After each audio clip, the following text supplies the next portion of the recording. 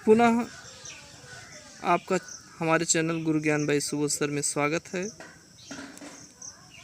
Dear students, इस महामारी में आपका अध्ययन प्रभावित न हो, इसी संदर्भ में हम लोग हमेशा लगे हुए हैं। आज आपको बताते हैं गॉस के नियम के अनुप्रयोग। अनुप्रयोग में प्रथम है आपका अनंत लंबाई के एक समान आवेशित सीधे तार के निकट वैद्युत क्षेत्र की तीव्रता। यहाँ पर हम लोग एक अनंत लंबाई का तार लेते हैं। इस तार के चारों तरफ हम लोगों को इलेक्ट्रिक फील्ड निकालना है। यह लंबाई का तार है और मान लीजिए इस तार पर Q आवेश है, तो हम लोग पहले भी पढ़े हैं रेखीय आवेश घनत्व, अर्थात तार की प्रति लंबाई में कुल कितने आवेश हैं, इसी को हम लोग रेखीय आवेश घनत्व कहते हैं। तो इस तरीके से आपका है, माना अनंत लंबाई का एक धनावेशित तार है, रेखीय आवेश घनत्व लैम्डा कूलम प्रति मीटर है और r दूरी पर एक बिंदु P है।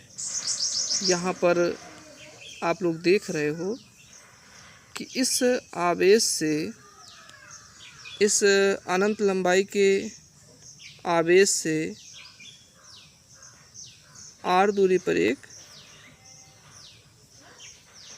पॉइंट P स्थित है और इसी पॉइंट P पर हम लोगों को इलेक्ट्रिक फील्ड ज्ञात करना है। इस इलेक्ट्रिक फील्ड को ज्ञात करने के लिए हम इस अनंत लंबाई के तार के चारों तरफ एक गॉसियन पृष्ठ बनाते हैं।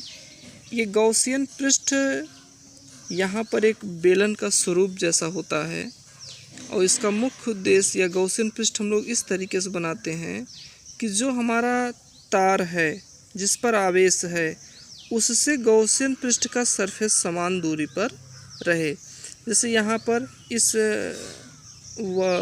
आवेश से और इस बेलन के सारे सरफेस एक कॉमन डिस्टेंस स्मॉल r दूरी पर ही हैं। हम लोग यहीं पर समझ लेते हैं। यहाँ पर देखिए दो सरफेस है, एक आपका ये वक्र सरफेस और एक ऊपर और नीचे का प्लेन सरफेस। इस वक्र सरफेस पे इलेक्ट्रिक फील्ड इस चार्ज के कारण, ये जो चार्ज है इसके कारण इलेक्ट्रिक फील्ड बाहर की तरफ होगा।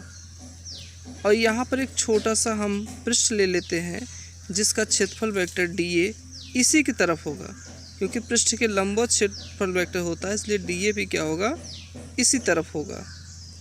और यहाँ पर हमारा क्षेत्रफल वेक्टर dA ऊपर की तरफ होगा और इलेक्ट्रिक फील्ड बाहर की तरफ होगा। अर्थात यहाँ पर E और dA के बीच बना कोण 0 अंश, यहाँ पर dA और E के बीच बना कोण 90 अंश। इस बात को ज़रूर ध्यान रखिएगा, क्योंकि आगे प्रूफ में इसी का उपयोग है। हम लोग चित्र में चर्चा किए थे कि वैद्युत क्षेत्र E और dA वक्र सरफेस पर एक ही दिशा में है और उनके बीच बना कोण 0 अंश है। तो यहाँ पर उस सरफेस से बद्ध वैद्युत फ्लक्स हो जाएगा d फाई ई dA हो जाएगा। अब हम लोग dA जो कि सूक्ष्म क्षेत्रफल था, संपूर्ण क्षेत्रफल निकालेंगे तो वक्र का, बेलन के वक्र का संपूर्ण क्षेत्रफल होता है, आप लोग जानते हो, क्लास 10th में पढ़े हो, 2 पाई RL। इसी तरीके से जो ऊपर और नीचे दो प्लेन पृष्ठ हैं, उसके लिए भी हम लोग यहीं पर, यहाँ पर जो हमारा 0 रखे हैं, यहीं पर हम लोग 90 रख देंगे। ई dA cos 90 हो जाएगा और ये हमारा हो जाएगा 0 हो जाएगा। ऊपर नीचे दो सरफेस था तो दोनों के लिए 2 से यहाँ इंटू हो गया और ये आपका हो जाएगा 0 हो जाएगा। इस प्रकार बेलन जैसा जो गॉसियन पृष्ठ है, एक सीधे तार के चारों तरफ उससे बद्ध संपूर्ण वैद्युत फ्लक्स हमारा हो जाएगा E.2πrl। अब नेक्स्ट हम लोग जानते हैं गॉस की प्रमेय क्या है कि गॉसियन पृष्ठ के भीतर या किसी बद्ध पृष्ठ के भीतर उपस्थित संपूर्ण आवेश का 1/ε0 गुना उस पृष्ठ से बद्ध वैद्युत फ्लक्स कहलाता है। तो सेम वर्क यहाँ पर हम लोग करेंगे। फिर से हम पुनः गॉस की प्रमेय की परिभाषा से हम लोग इस पृष्ठ से बद्ध वैद्युत फ्लक्स निकाल लेंगे, जो कि Q/ε0 होगा।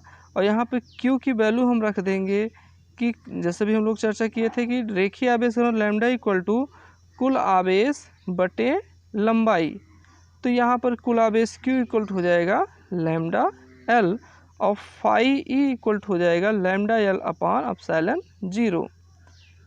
अब इक्वेशन फर्स्ट इक्वेशन सेकंड दोनों एक ही बात है, इसलिए इन दोनों को हम आपस में बराबर कर देंगे और हमारा इस तरीके से सॉल्व होके आ जाएगा E equal to λ/2πε0 into R, जिसको व्यवस्थित तरीके से इस तरीके से लिख दिया जाता है और हमारा इक्वेशन हो जाता है E equal to 1/4πε0 to λ/R। इस फार्मूले से स्पष्ट है कि जो इलेक्ट्रिक फील्ड है इस लंबे से तार के कारण वो इन्वर्सली प्रोपोर्शनल है उस तार से डिस्टेंस के, जिसकी चर्चा यहाँ पर हुई है। इस प्रकार रेखीय आवेश के कारण वैद्युत क्षेत्र की तीव्रता E रेखीय आवेश से बिंदु की दूरी R के व्युत्क्रमानुपाती होती है तथा इसकी दिशा रेखीय आवेश के लंबवत बाहर की ओर होती है। और यहाँ पर E और R में इस प्रकार का ग्राफ आपका है।